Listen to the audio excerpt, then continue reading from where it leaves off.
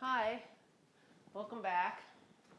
I just came in from walking the dogs. It's raining today. And I was going to try to do this again in the window so you could see out on the river because that's where this chapter takes place. But I'm not a videographer, and the light was, right behind, and then you couldn't see me, and it just looked weird. And so I didn't do it yesterday. I actually read to you for like 40 minutes sitting out on the deck in the sun. It was really pretty great. And then when I got done and I looked at it, I hadn't pressed the buttons correctly. And so, it was one of those days. We all are having our little meltdowns. Oh, I wanted to read you a little haiku that my friend Melina sent this morning. And I just thought it sort of fit the way I'm feeling lately, and it's just nice. It was written in the 1700s by a Japanese poet, and his name is Koibayashi Issei. I think that might be the full name of Basho, but I'm not 100% sure.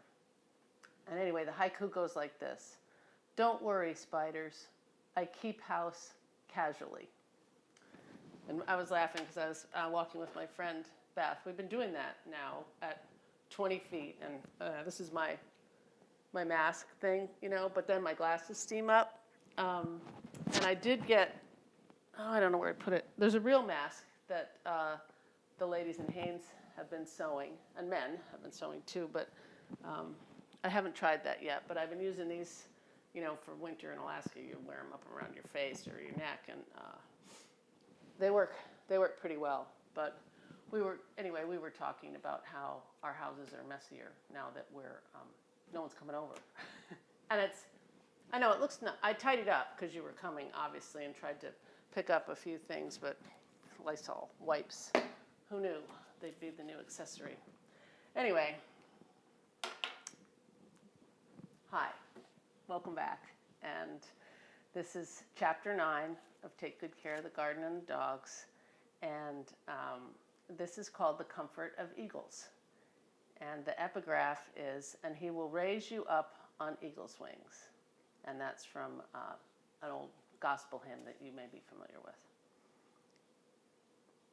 I was driving back from town to our house when I came upon a dozen bald eagles, calling, swooping, and coasting over the road between the tall spruce trees and the river delta. The silver salmon were spawning, and their carcasses littered the beach.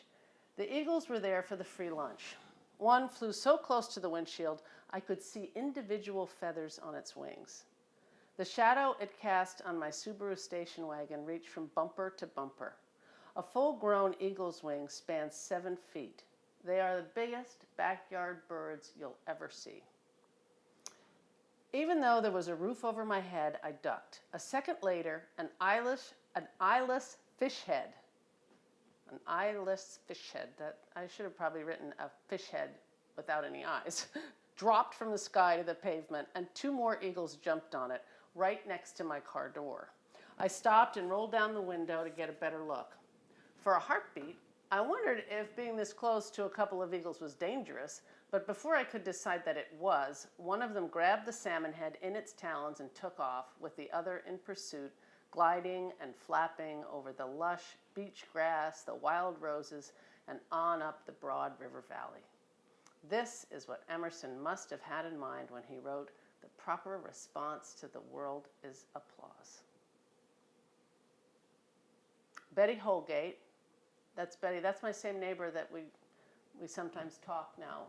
Again, this book took place about 15 years ago. It was published in 2010, but the stories happened a little before that because it's not like instant. Betty was still living over in her big brown house down here. Betty Holgate was out on her ride-on lawnmower, so I pulled into her circular drive to say hello and marvel at my eagle encounter. Betty and Dawn have the biggest lawn on our road. I'm pretty sure it's the biggest lawn in Haines, which is not really a lawn kind of place. Most of the brambly yards on Betty's side of Mud Bay Road lost ground when the state upgraded it from gravel to pavement. The Holgate's property was scheduled to be cut in half. until they informed the engineers that the tall spruce tree way down at the corner where their driveway meets the road was an eagle nesting tree. The state swung the new road around the tree, and the Holgates kept their big yard. Such is the power of eagles. As I drove up, Betty pulled over, shut off her mower, and hollered, "Did you see the show?" I didn't have to ask if she meant the eagles. Even though everyone around here knows that eagles are opportunistic scavengers and that where there's free food you'll find them, we still admire them. You can't help it. They demand your attention. A little like our friend John Katzik.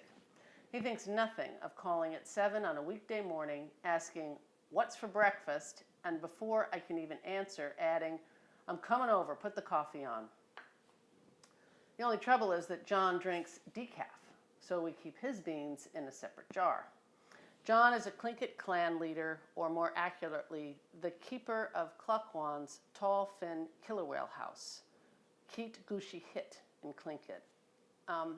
And again, while that's the cuckoo clock's going, I'll tell you this, that I wrote this a while ago, and now pretty much the proper way to say things would be to just use the Tlingit and not the English words. But then we were still kind of going back and forth that way, and some people still do, but I think to be most respectful, you should do that. So that would be the proper way to do it. Anyway, so forgive me if some of this is dated in the way that we have grown to understand how we're supposed to communicate culturally and cross-culturally. John is also part of the eagle moiety. As I said when I told you about Wayne's totem pole, I'm no expert on Tlingit culture, so forgive me if I err. I do know that Tlingits are members of either the eagle or raven moiety, and that these main cultural trunks are divided into many branches of other clans and houses that people are affiliated with. Some of the houses, like John's, actually exist and hold the clan regalia, carvings, and objects that tell its history. Those houses and their contents are used on ceremonial occasions, mostly having to do with death, from wakes to the more elaborate potlatches held about a year after a funeral. Again, potlatches is the word that we use so much right now. It's kuiks. And I do switch over in this story because that's about the time frame it was happening, but just so you know that, you wouldn't use that word really anymore. Anyway, other houses are gone now, but their names and family associations remain, as well as some of the regalia, which is stored elsewhere. John has called Haines and the nearby Tlingit village of Cluckwan home all his life. His ancestors have lived in the Chilkat Valley since the last ice age. I know John because he and Chip hunt together. They have become friends slowly, in the way grown men from different backgrounds rarely do. While John is as local as the weather, my husband is a newcomer of colonial New England and immigrant Norwegian Minnesota farmer stock. Chip has lived in John's territory for about 25 years. John has brown skin and black hair with a shock of gray up front. He graduated from Haines High School and earns a living as a hunting guide. My husband is tall, fair, and balding, and has a master's degree in forestry and environmental studies from Yale. But of the two of them, John is the expert on Alaskan natural history. It's safe to say that John is teaching us a lot. John's father, Tom Katzik, known as Tom Cat, raised his sons in a traditional Tlingit way, surrounded by grandparents, aunts, uncles, and cousins in Cluckwan and Haines. Every night, my grandfather would have the same talk after dinner, and every dinner was a kind of Thanksgiving, John tells me. For an hour or more, it was always the same stories, who we were and where we came from. John and his 5 brothers were with his Cluckwan grandparents frequently because Tom Cat and John's mother, Isabel, were working at the cannery on Mud Bay Road. It's the old red one that's just down past my house, packing salmon into cans, and it's still there. The Letnikoff Cove Cannery was built, I think it was in 1919, 1918, right around the last pandemic, and it's gone through many changes over the years, but it's currently being run by a young entrepreneur and his friends, and he and his wife grew up here, and now they've got it all going again. It's pretty neat. If you ever get to Haines, you'll have to go out there. The myths and legends John heard at the village dinner table were more than entertainment. On the one hand, John is completely modern. His hair is trimmed short, he smells of aftershave, and he wears creased flannel shirts, cleaner blue jeans than Chip, and new leather hiking boots. On the other hand, he is very much a traditional Tlingit. He believes the historical and spiritual truths in the old stories. For instance, about 30 years ago, John's father was out on the Chilkat River when an otter appeared and told Tomcat that his oldest son would die. Tomcat knew the legends about otters bearing bad news and understood that the only way to prevent the otter's prediction from coming true was to kill it. A few days later, John learned that he had potentially terminal cancer. John is alive today, he says, because his father killed that otter. When John arrived for breakfast one morning, I told him I was working on an essay about eagles for an Alaskan wildlife anthology and asked him what I should write. He answered the way I knew he would. Tell them you're married to one. It is true. John adopted Chip at a big party last October where the eagles and the ravens gathered to honor a deceased elder. When an eagle or a raven dies, the other clan supports them in their immediate grief at the time of the funeral. Then, after a year, or sometimes two, the moiety on the receiving end pays the members of the other one back, thanking them with food, music, dance, money, and many gifts in what used to be called a potlatch or a payoff party. But the proper Tlingit term is kuiks, which means to call or invite. The kuiks also ends the mourning period. At these events, new members may be adopted into the tribe, and in this way, when someone dies, a few more folks are added. Tlingits adopt friends or individuals who support the culture, but not in the way babies are adopted, or even the way my daughter Stoli was adopted by us. Being adopted into a Tlingit family is to be adopted into a way of life. You don't move in together, and you probably don't even share Thanksgiving dinner. It's not always that kind of relationship. If you are adopted by Tlingit friends, you support the traditions and the values, and especially, as they say, you show your face by attending Tlingit community events. After breakfast, John asked if I wanted to ride up the river with him in his airboat to see if the bears were moving out of their winter dens yet, or if the trumpeter swans were back. He keeps his boats in Klukwan, and this is the time of year. This is a little bit later. I'm guessing this is closer to May when it's really bright and the river's a little more open. Right now we're just kind of waiting. Although yesterday there was a lot of birds and there's just a lot more activity outside. And the river outside the front of my house is where the Chilkat River runs in and meets the sea. And we're about 20 miles south of Klukwan, or downriver from the village. Anyway, we lurched down the potholed village roll by the school, down between one-story ranch-style homes with pastel vinyl siding, decks facing the river, and wood smoke drifting from metal chimney pipes. We made our way slowly. The village speed limit is 15 miles an hour, past rusted rigs, skiffs on trailers, four-wheelers, snow machines, satellite TV dishes, and loose dogs. Aside from the new, traditionally designed, hand-hewn post and timber tribal house, my favorite buildings are the derelict turn-of-the-century Bureau of Indian Affairs structures. They were built in the Greek Revival style and have no paint left on them at all. The Chilkat River dust has sanded the cedar a steel gray, from dental moldings to clapboards. Some are roofless, others lean far to the right or left. Still others are upright and hollow-eyed with no glass in the windows. The former government school, though, has been restored and painted white, and it retains its functional beauty as the Chilkat Indian Village office. In front, there's a community garden, and nearby is the Veterans Memorial Park with the monument, flagpoles, and 2 warrior totem poles. If you don't step out of the truck in Klukwan, if you aren't invited to see a riverbank smokehouse or the young men carving a totem pole down by the new traditional knowledge camp, if you've never been to a funeral in the Alaska Native Sisterhood Hall or to one of the many after-death ritual feasts, you might think Klukwan is kind of run down, especially in springtime when the melting snow reveals piles of junk in general disarray.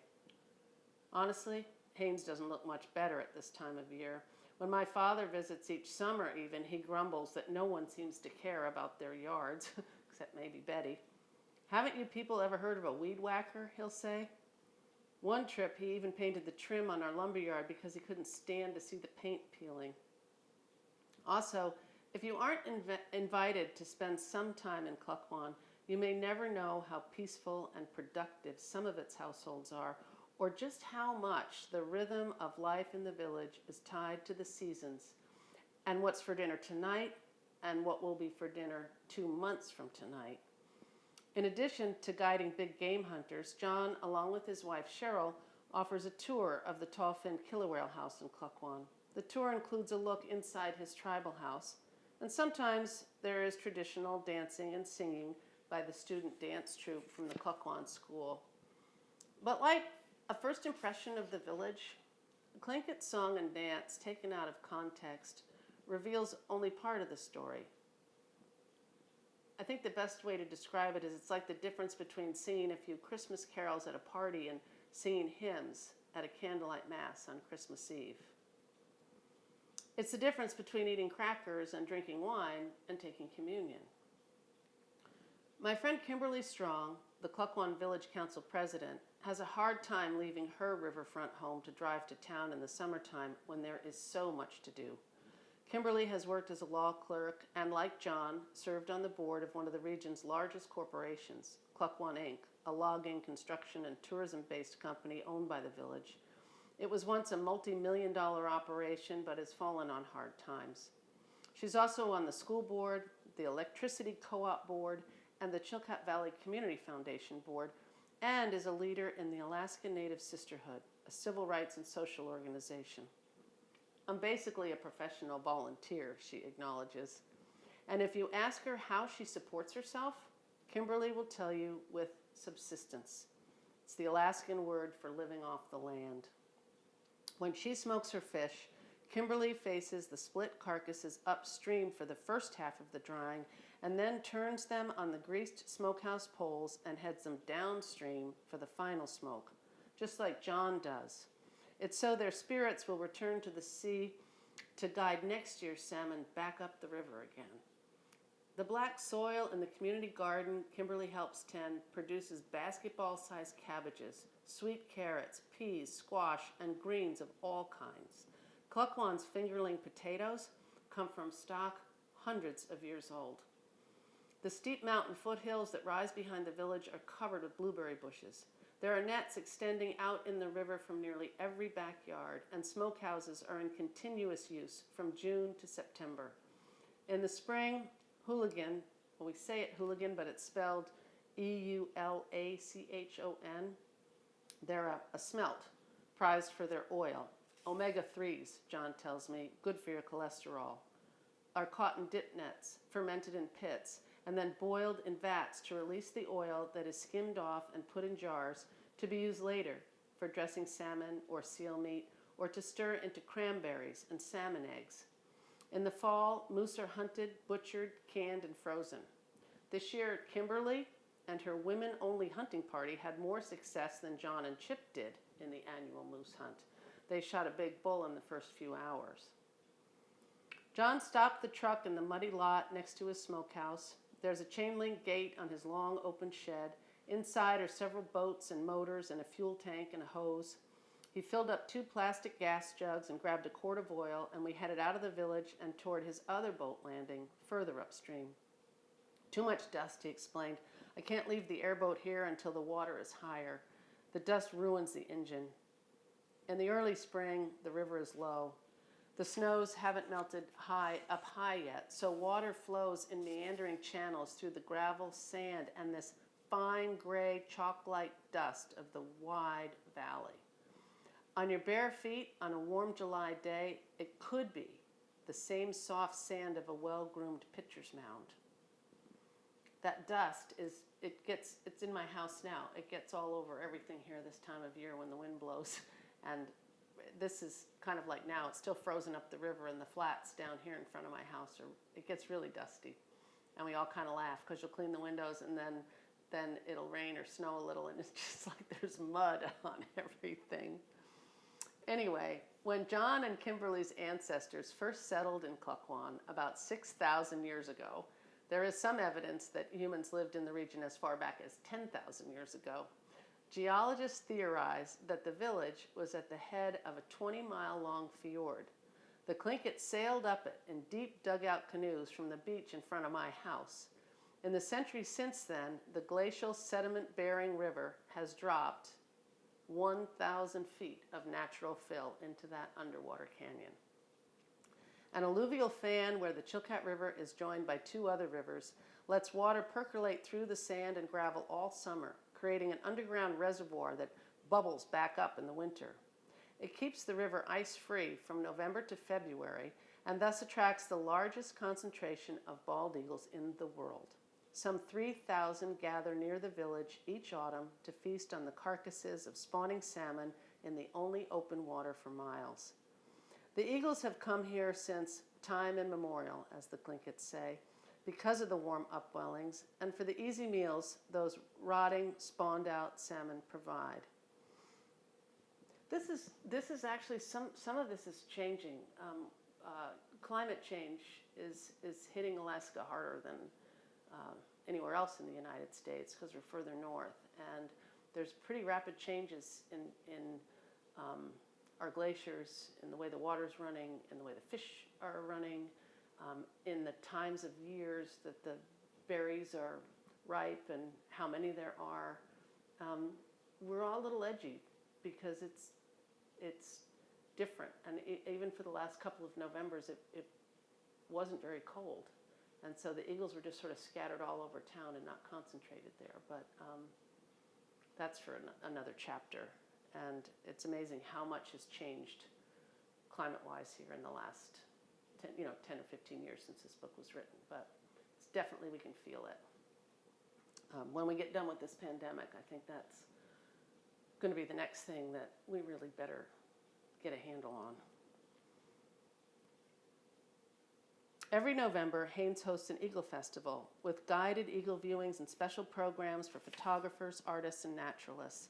The highlight is the release of rehabilitated injured eagles back into the Chilkat Bald Eagle Preserve, 40,000 acres of critical eagle habitat adjacent to Klukwan. The American Bald Eagle Foundation organizes the event and ties this flight into patriotism, since the eagle is our national symbol. They call it the Flight to Freedom, and in that great American way, the privilege of releasing a bird is auctioned off to the highest bidder to raise money for the foundation and the festival, and also to rehabilitate more eagles. The eagles are transported to the preserve from town in large dog kennels, which are carried out to the center of a circle of spectators and participants on the riverbank. It's usually, or should be, snowy and often, or used to be, bitterly cold, and it takes a while for all the speeches, the photographs, and the auction. The last time I went, a woman had bid $800 for this opportunity, and she wanted to hold the eagle as she set it free. The handler wore talon-proof gloves and helped her sort of hold the raptor, which was wrapped tightly in a blanket. She wanted to kiss the eagle, but that was way too dangerous.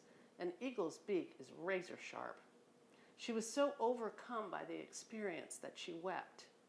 Eagles can make people who aren't used to them very emotional. They can make people who are used to them emotional too. I stood there, looking at the birding world's paparazzi, the local dignitaries, the sponsors' banners flapping, and that woman sobbing, and part of me thought this was just all way over the top. But here's the thing. Even though I have seen hundreds of wet eagles hunched in the cottonwoods along the river on rainy fall days with their white heads tucked into their shoulders and their ruffled brown coats like old men in a city park, grumpy eagles that look more like Walter Matthau than an ad for the Air Force, even though that's where my mind was going when that woman half tossed and half dropped that eagle into the air, and he glided away from us without even a tip of his wing. He took part of me with him. I made a good wish, the same way I do on the first evening star. As the public eagle releases during the festival grew in size and popularity, the people of Klukwan asked the festival organizers if they could hold a private ceremony where there would be no microphones, no fences, and no auctions. It's down by a log smokehouse at the edge of the village on the riverbank, a few feet from the water. There is native singing, dancing, and prayers for eagle, salmon, and the people whose lives and spirits are so closely intertwined with them. Villagers wear their ceremonial best, the carved wooden clan hats, the red and blue button-trimmed blankets, the black, white, and yellow chilkat blankets, woven headbands, and beaded moosehide slippers. This year, the elders chose a young woman who teaches Tlingit at the village school to release the eagle. She quietly opened the kennel door, and the bird stepped out. It would be nice to tell you that this eagle responded to the more reverent setting differently than her brother had at the bigger release. It would be nice to report that she had looked her Tlingit relatives in the eyes and made a spiritual connection. But that's not what happened. She took off so fast and so fierce that the little children in the front row ducked and the cameras missed her entirely. It's always tricky, and it's often disappointing to attribute to animals traits we want to see in humans. Many people know that Ben Franklin objected to the bald eagle as the choice of our national symbol because of its behavior. He is a bird of bad moral character, Franklin wrote. A cynic, I'm not a cynic, but if you were a cynic, observing American politics today, you might say that our forefathers knew exactly what they were doing. In the days before Alaskan statehood, fox farmers said eagles stole their cubs, and fishermen said they ate their salmon, so a bounty was put on them. From 1917 all the way to 1953, hunters were paid anywhere from 50 cents to $2.50 per dead eagle. More than 100,000 were legally shot dead, and many more deaths were never reported. That's how we got grocery money in lean winters, one old-timer told me. Sometimes we tell tourist stories about eagles. Everyone likes the one about the dachshund in Sitka that was supposedly picked up during a backyard picnic by an eagle and then dropped a few yards later because he was too fat. But even jaded Alaskans can see there is much in the eagle's character to respect. They mate for life, they build sturdy homes, returning to them year after year, and they take good care of their babies most of the time. I have read that more than half of all young eagles do not survive their first flight, but I don't believe it. I have never come upon a dead fledgling at the bottom of a nesting tree, and I have never met anyone who has. Betty, a pilot, watches the young eagles launch out of the nest in her front yard each spring. Once she told me one almost crashed to the ground, but at the last minute he pulled up and soared off. He must have not had a very good flight instructor, she said, but he figured it out. They always do. Eagles often watch me from the treetops, their white heads bright against the dark spruce branches. When I garden, I imagine that they enjoy my company. They have never shown any interest at all in kidnapping my terrier, Phoebe. But then again, Phoebe's gone now. She died of natural causes. Old age. I think she was 17. Anyway, Phoebe is fairly feisty and not meaty enough to be worth the effort catching her would require. Even though there are rumors each fall of eagles killing cats, I have seen an eagle eat only one, and I'm pretty sure it was already dead. It had been hit by a car when the eagle pulled it off the road and flew off with it. If you go out on the river flats near the village of Klukwan with John, under a gibbous December moon and skid a canoe over the blue-white snow, slip it into the black mirrored water, and paddle across to the line of bare cottonwoods etched against the white mountains, you will be surprised to learn that it is not a silent night at all. You will see and hear hundreds, maybe thousands of calling and cackling eagles dragging salmon out of the river, fighting over them, and tearing them apart with their talons and beaks. Those who want eagles to sound courageous, or at least as distinguished as hawks, are usually let down. Eagles have a high, sing-songy kind of whistle when they call from trees, roofs, or telephone poles, and they chatter like seagulls. As much as I'd love them to, I mean, it'd be really cool to know what they were thinking. They don't speak English, but they may speak Tlingit. I suspect there is some telepathy when it comes to birds and animals and the Tlingit people. When John and I finally had his airboat going, it's one of those flat-bottom skiffs with an airplane propeller on the back that you see in films about the Everglades, only smaller and homemade. It was so loud we had to put on headphones. I was more than a little disheartened. John had promised we'd see wildlife, swans, moose, bears, eagles, and maybe even some wolves. Surely this roaring plane of a boat would scare off every living creature for miles. But as we floated swiftly up the river in that oddly quiet, headphoned world, the swans gliding in the sloughs turned to look, but stayed put. The eagles didn't leave their cottonwood perches. Later, on a sandbar where we'd stopped for lunch, I asked John about that. He said the birds and animals were used to his boat, as they had been back when his father, Tomcat, had a similar one. He said they could recognize a friend. Do I believe this? It may sound crazy, but I think I might. And I don't have a better explanation.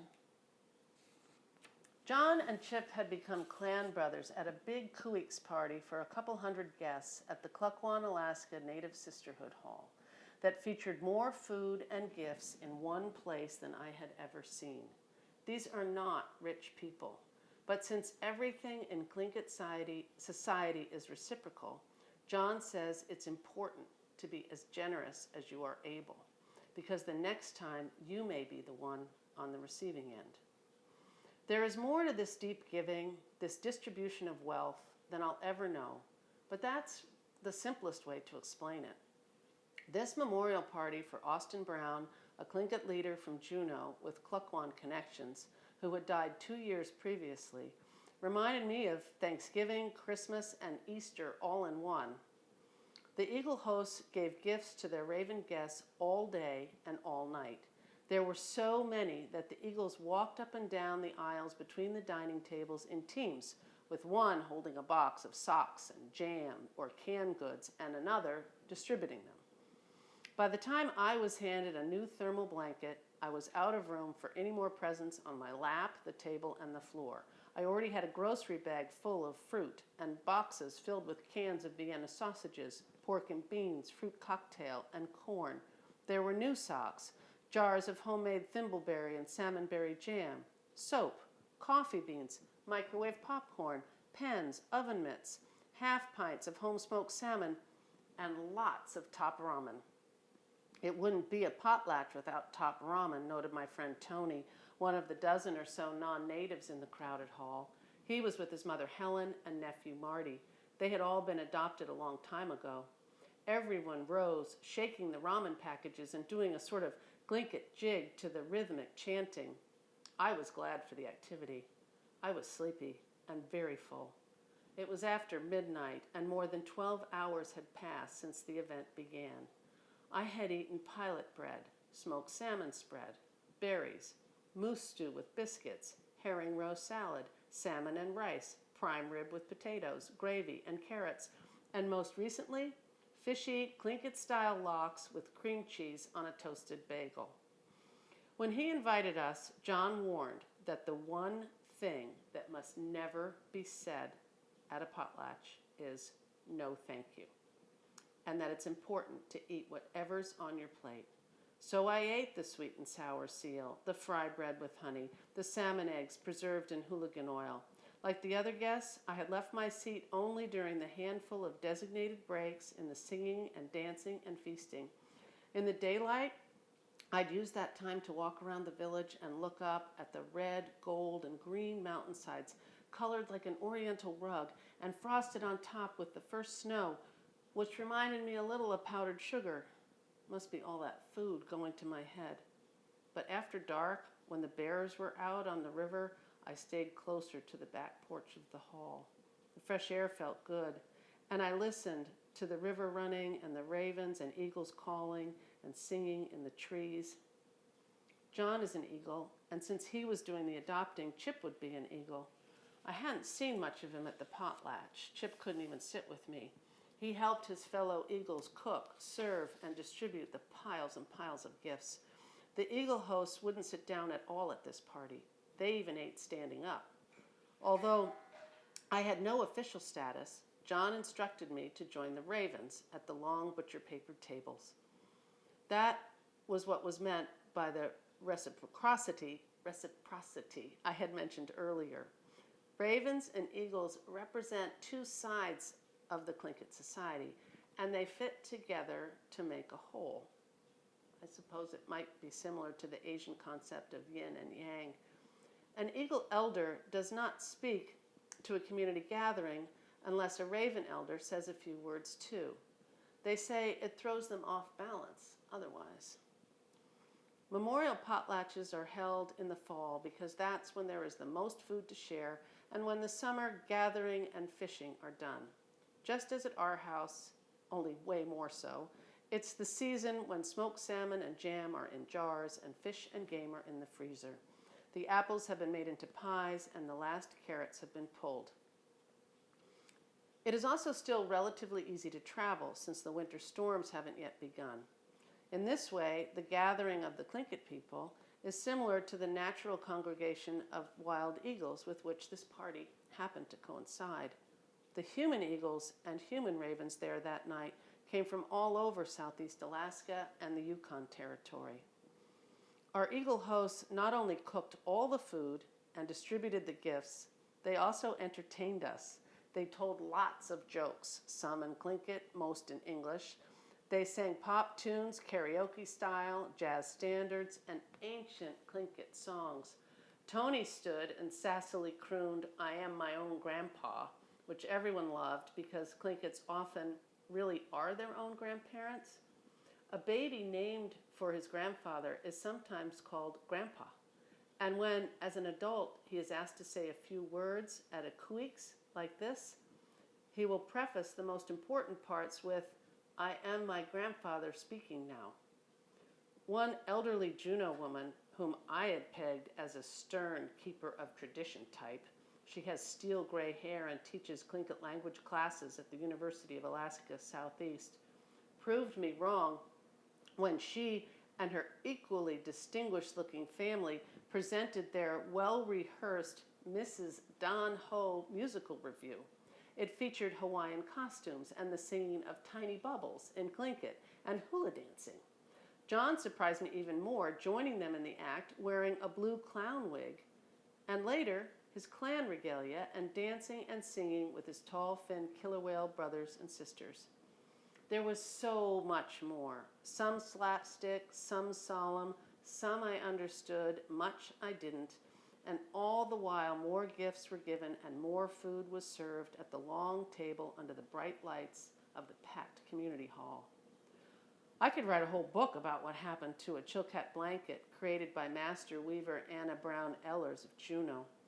After formally presenting it as a gift, she announced she would cut it in pieces.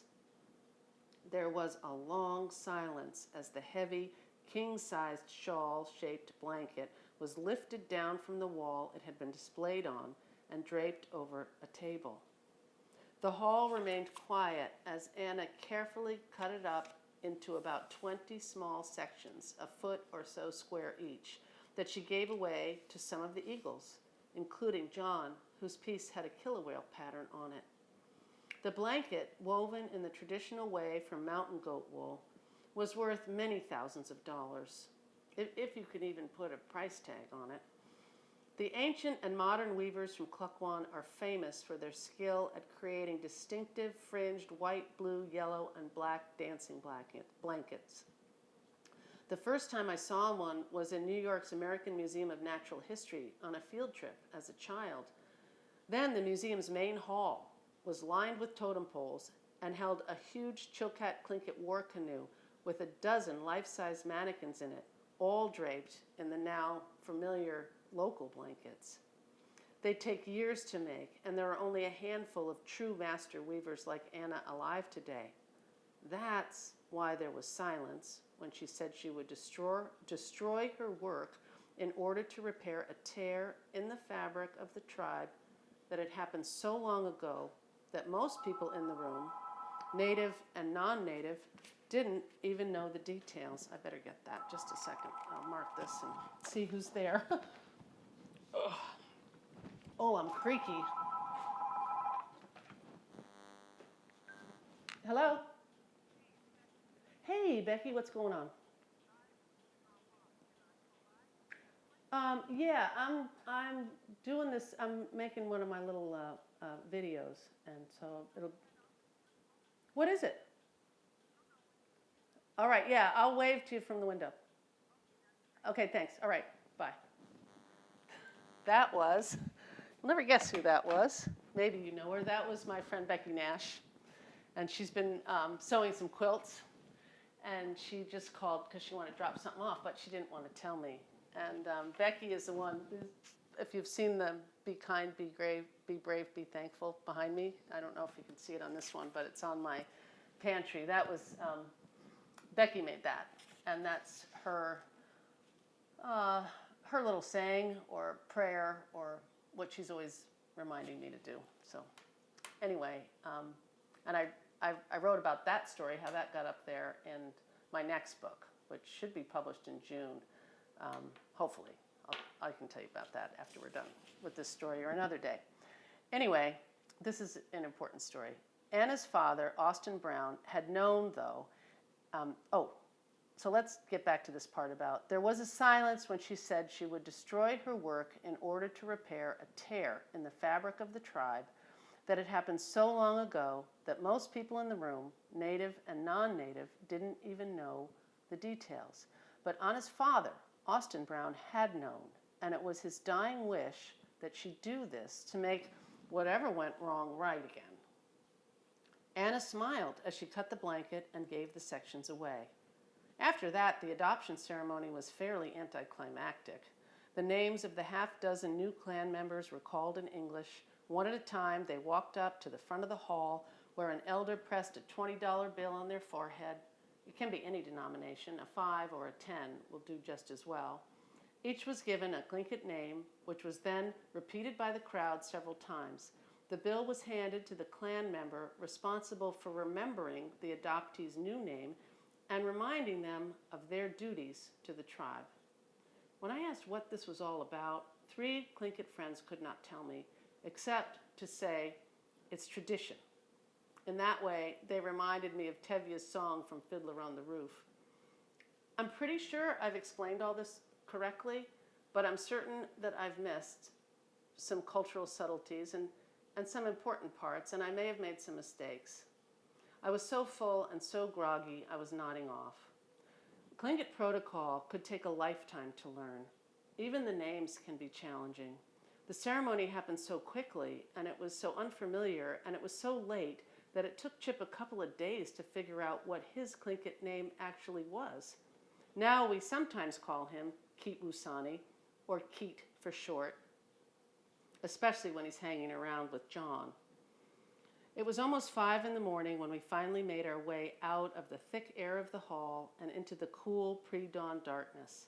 As Chip and I walked toward our truck on the frosted road, I listened with new ears to the rhythm of the wind in the cottonwoods, the steady backbeat of the river, the voices of the people who have accompanied them for as long as time. And I wondered how to properly thank John and his clan. My own tradition of a written thank you note seemed too small. Then I remembered what an eagle elder had expressed hours earlier, the day before, actually.